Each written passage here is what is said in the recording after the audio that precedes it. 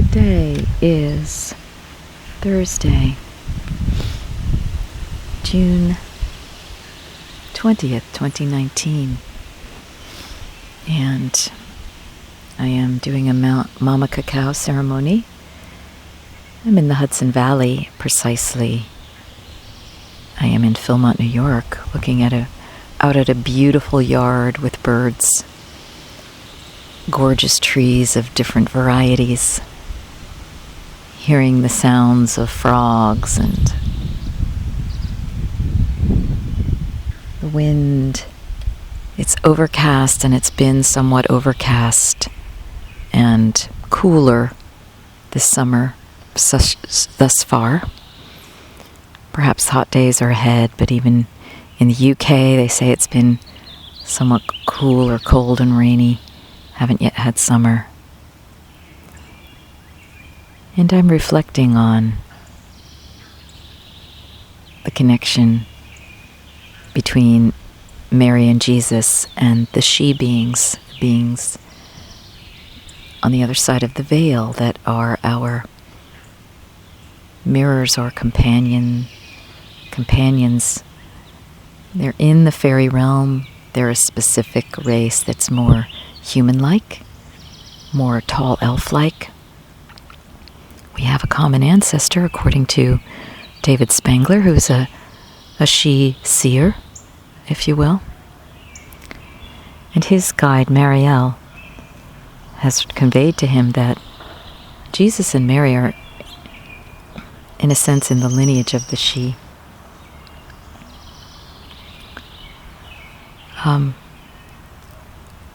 Whether or not they are actually strictly she beings, it's a little bit ambiguous. I'm going to be talking about this in the Fairy Human Relations Congress in Twist, Washington next week. And what I'm receiving right now is that it's not necessarily, we don't have to think of it in linear terms that either Mary and Jesus are she or they're not she. It's more like a strain of who they are is she or she-like, that they can come through the portal of the she. They can also come through the portal of those who are connected to Andromeda, or the Syrians, or the Pleiadians, or other star groups. They are holographic, so they appear and are available to come through whatever system or belief structure or origin point you may be oriented toward. They are somewhat universal. They can go across cultures and across dimensions and across timelines and across astral locations as well. So the value in connecting with them as she beings is that you then see them through the she lens, or see their she qualities. And so what are they? The qualities of caretaking of the earth. The she are very, very interested in caretaking the earth, caretaking the natural elements and layers and creatures and plants, and the humans as well. Although the humans are something that they've had to contend with, although we're kin. Humans have been affected, influenced, genetically manipulated quite a bit, and have made us somewhat of an unruly race. And so their job is to help sort of bring us back to the fold, so to speak, the fold of Mother Nature, the fold of being in harmony with the earth and its rhythms and its cycles. The the fold of being guardians of the earth. We've strayed very much from that for the most part, although many of us are waking up to this. And so Jesus and Mary as she beings, when we look at them from that framework, from that prism, from that side of the crystal, we focus on certain of their qualities.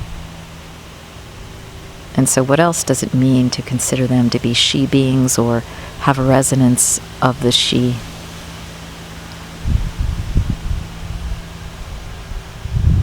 They are caring.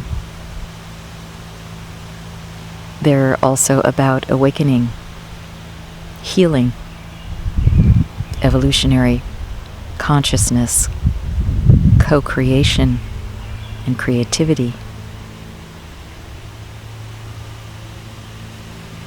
There's a lightness there when we think of and look at Mary and Jesus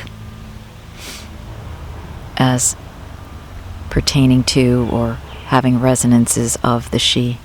There's a lightness there that may not be evident when we see them as from other perspectives.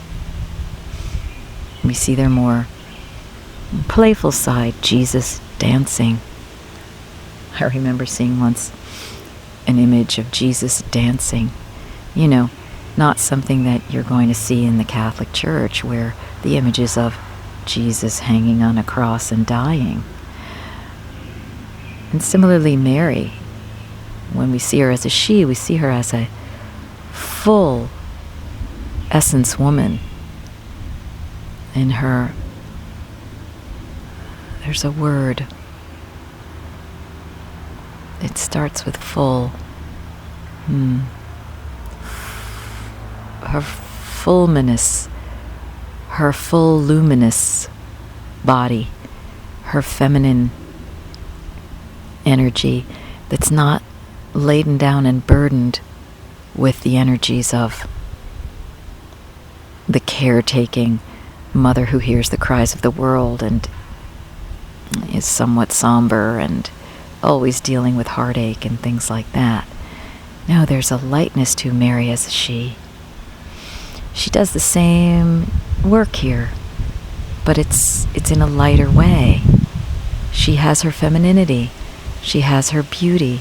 She has her sensuality. She has her laughter. Jesus dancing and Mary laughing. You know, those are things we don't often see.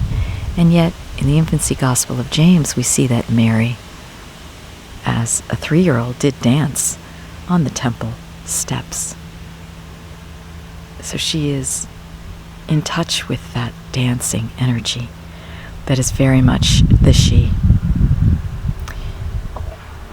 The other day, in a reading with someone, a fairy reading I was doing, what came through is something that has come through numerous times for me, but that the Irish jig is actually the human earthborn form of a fairy dance.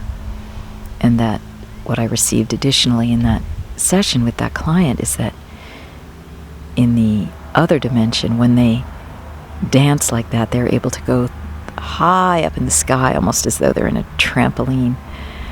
And so they advise people who want to dance the jig to go and do it on trampolines, and they'll have much more of the feeling of the she when they are dancing, and it's the essence of the jig. And that there are many other dances that the fairies and the she have created and co-created. So in the other dimension, they're not bound by gravity. And that's why they can soar up, and in a sense, it's a form of sky dancing that they can do. Sky dancing and sky walking. And humans, dear humans, laden as they are in 3-dimensionality with gravity, can only soar so high, and there are masters of it that have occurred throughout the ages. And of course, you know, the river dance is one such culmination of the masters who can go as high as possible off the floor, off the ground. So opening to Mary and Jesus as she beings is not a finite proposition. It's a both and. You don't need to pin them down as she beings, but you can see them from that perspective, see those qualities. Yes, they infuse and are available to and come through the she world, as well as others. So again, returning to them and feeling how they are as she will be the focus of the workshop that I do at the conference, the Congress, the Human Fairy Relations Congress, because we will be sitting with, dwelling and playing with, communicating with, and perhaps even dancing as them. Perhaps we will have Irish jig music. I think that I should do that. Bring that Irish jig music with me. The fiddle music.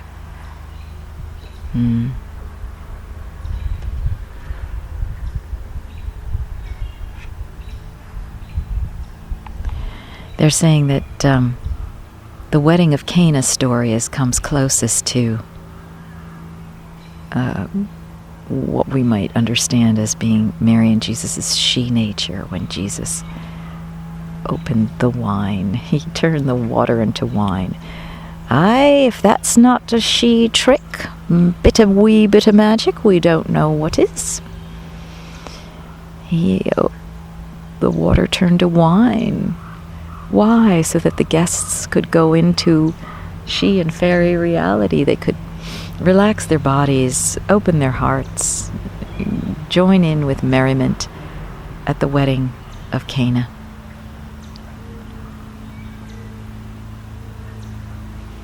Surely there was much dancing that day.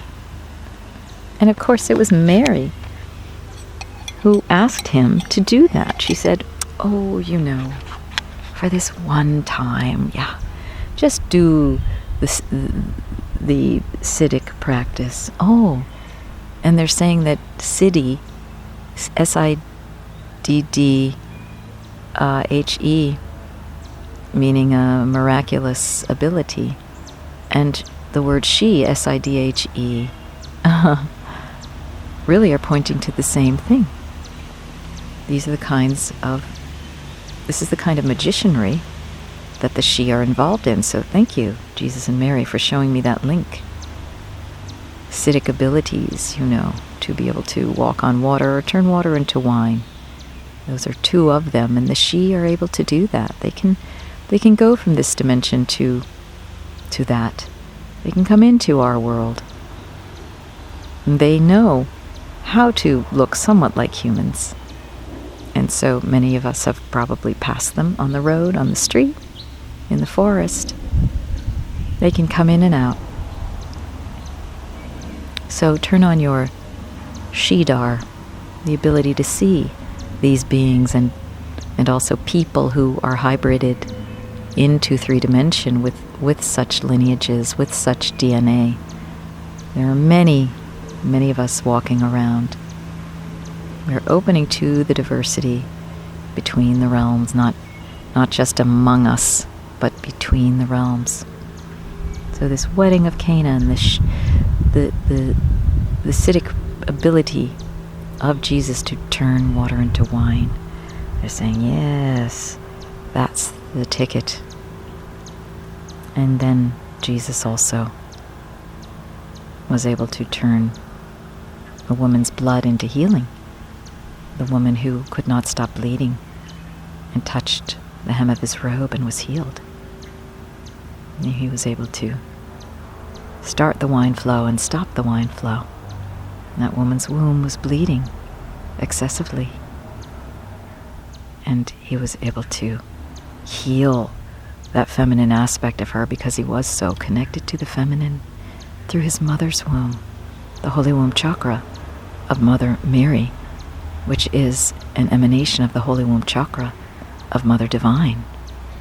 And that's what we learn in the Holy Womb Chakra System Teachings course of Cindy Lindsay, who is carrying on the tradition and the teachings of Sri Kaleshwar, Swami Sri Kaleshwar, who received all that information. And so they're really showing me that Jesus and the Blessed Mother remain as active beings in present time on into the future. They're not just stuck in the past in this one perspective where we have to turn to biblical teachings and that's that. No, they're alive, they're vibrant, they're growing, they're now.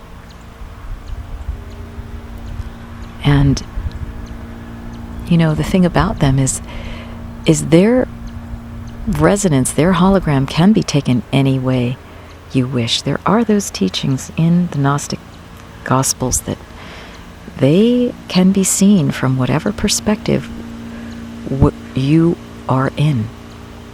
So if you are in a fundamentalist, rule-based, punitive perspective, that is how you will experience them, see them, and promulgate them. If you are in a she perspective, you will experience them and open to them that way, and they will work in your life that way. So you see, that hologram is available to be taken and used. Taste and see the goodness of the Lord, you know. That's what it means. It means that you're going to taste it according to your taste buds.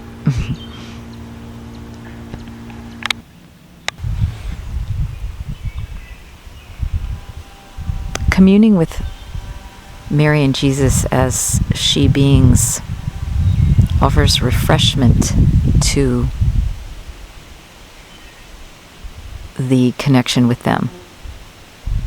It offers people a refreshing way of being able to experience these great beings. It puts life and greening into it. The greening that is viriditas. Hildegard of Bingen referred frequently to viriditas, the greening energy. And what they're showing me right now is that Mary and Jesus as she beings bring viriditas, greening energy, to the entire mystical enterprise that they are a part of. And it was this that Hildegard of Bingen was tuning into when she was referring to viriditas in her writings, information she had gotten in her visions. And she was a very visionary, plant-oriented nature woman. She knew the plants intimately, and I've often wondered if her visions were because of her use of the plant medicine. Nobody has talked about that to my knowledge, but it seems plainly obvious to me, unless, of course, she simply was just an extremely open channel. But her strong connection with what she was picking out in the woods makes me think that this is how she was receiving her information. So Mary and Jesus as viriditas, she beings of the nature of the green. So they bring green back to us. They bring us back in contact with the juicy green, which is viriditas, the juicy green of Mother Nature, which is the color of many of the plants, the leaves, the trees, the grasses. Basically, in thinking of and working and playing with Mary and Jesus as she beings, the invitation is an opening to joy. And joy is certainly not an energy that has been emphasized in certain religions that have taken hold of the Jesus and Mary energies. It's been anything but joy. It's been a lot of death and destruction and duty and penance and punishment and, control. Those are a lot of the energies that have come through the Christed energy. It has been sort of co-opted largely on the planet, but Mary and Jesus as she beings is an invitation to joy. The joy of nature, the joy of the body, the joy of creativity, the joy of the womb and sensuality, the joy of dance, joy to the world, but a different kind of joy to the world than the one we've been programmed with through that sort of dreary Christmas song. It's a true joy to the world. True joy, not the joy of being saved, but the joy of being on planet Earth, the joy of dwelling in the realm of nature, the joy of dancing with the she, dancing the jig. Mary and Jesus as she beings also offer the valence of relaxation, coming from a relaxed place. Being in nature and relaxation go hand in hand because nature relaxes you, and you need to be relaxed in order to truly connect with nature. So if you may notice when you first start out going to a beach or going to woods, you may be all jangled and thinking about your problems and, on the phone, whatever, now that we can take phones into these environments, whereas once we really had to stop multitasking, but and you can be carrying those energies and those thought forms, and as the minutes and the hours go by, as you're in nature, you come into that greater relaxation. Your whole energy field shifts, the ions in your field shift, the biorhythms shift, and so they offer the promise of relaxation and the exploration of relaxation also as a tool for awakening and healing. The traditional Christian churches have used the hologram of the Christed Marian energy as duty-bound, for duty-bound purposes and doing and all that. And Mary and Jesus as she beings offer also the promise of non-doing. Play. Again, relaxation. Again, joy. Again, dance. So their suggestion is to see Jesus and Mary from the eyes of the she being. Come into your fairy or she self and start seeing them from that perspective, and they will continue to give you energy and information, insights and healing. And that's one of the things we're going to be doing in the workshop in TWISP. If you have time and an inclination, you might want to come up to that Fairy Human Relations Congress the weekend of June 27th, 28th, 29th, 30th. It is, according to David Spengler, one of the best and most authentic such gatherings in the world.